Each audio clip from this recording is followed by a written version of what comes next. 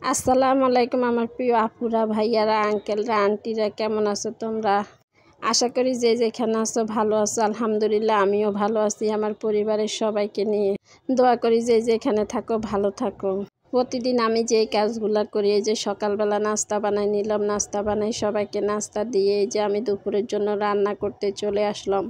শিং মাছ নিছি আর পুঁটি মাছ নিছি। শিং মাছগুলার ডইলা ভালো করে পরিষ্কার করে নিবে। এই ফাঁকে আমি মশলাগুলা কষাইতে দিয়ে দিলাম। আজকে পটল দিয়ে শিং মাছ দিয়ে রান্না করব। মশলাগুলা কষাইতে দিয়ে আমি শিং মাছগুলার ডইলা পরিষ্কার করে নিব। আমার আপুদের ভাইয়াদেরকে বলি, যারা ওখানে একটা লাইক দেন একটা লাইক দিয়ে দিবেন, ছোট্ট একটা কমেন্ট করে দিবেন। আমার ভিডিওগুলো যদি আপনাদের কাছে কোনো অংশ ভালো লাগে তাহলে আমার চ্যানেলটা সাবস্ক্রাইব করে আমার পাশে থাকতে পারেন। ফেসবুক থেকে দেখলে আমার পেজটা ফলো করে দিতে পারেন। এভাবে আমরা সামনে এগিয়ে যেতে পারি একে অপরের পাশে থেকে কথা বলতে বলতে। এই যে আমার মশলাগুলো কষানো হয়ে গেছে। শিং মাছগুলো ভালো করে ধুইলে আমি পরিষ্কার করে নিছি। নেওয়া হয়ে গেলে আমি এই যে শিং মাছগুলার কষায় নিলাম। নিয়ে শিং মাছগুলার উঠায় নিব। উঠায় নিয়ে আমি পটলগুলা কষায় নিব। কিছুটা মরিচ দিয়ে দিলাম ঝালের জন্য। আজকে পটল ভালো একটু ঝাল দিব, তাই যে কিছু মরিচ দিয়ে দিলাম। দিয়ে যে আমি পটলগুলার ভালো করে কষায় নিব।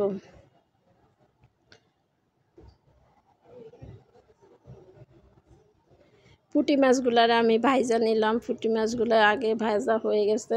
ওই পাশের চুলাতে আমি পুঁটি মাছগুলা দিয়ে দিব। দিয়ে যে পুঁটি মাছটা রান্না করে নিব।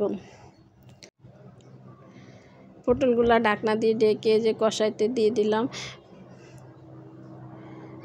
পাশে আমি পুঁটি মাছগুলা পেঁয়াজ দিয়ে দিলাম। পেঁয়াজ দিয়ে যে মশলাগুলার ভালো করে কষায় নিলাম। কষায় নিয়ে পুঁটি মাছগুলা দিয়ে দিব।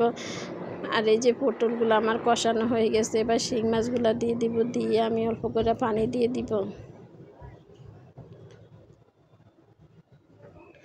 পানি দিয়ে যে কিছুক্ষণ রাখলে আমার আজকে রান্না হয়ে যাবে। আজকে দুইটাই রান্না করলাম, বেশি ঝামেলা করি নেই।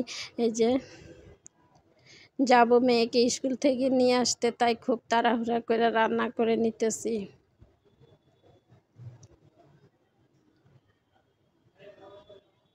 এই যে পটল তরকারিটা আমার হয়ে গেছে।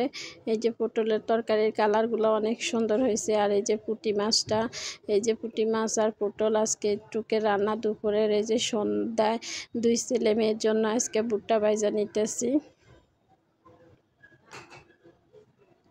কড়াইতে অল্প করে তেল দিয়ে একটু লবণ দিয়ে ভুট্টাগুলা দিলে খুব সুন্দর ভুট্টাগুলা ফুটে যায়। এই যে এইভাবে আমি প্রতিদিন আমার দুই ছেলে মেয়েকে ভাজা দিই। আমার দুই ছেলে মেয়ে খাইতে খুব পছন্দ করে এগুলা। এই যে হয়ে গেছে খুব সুন্দর।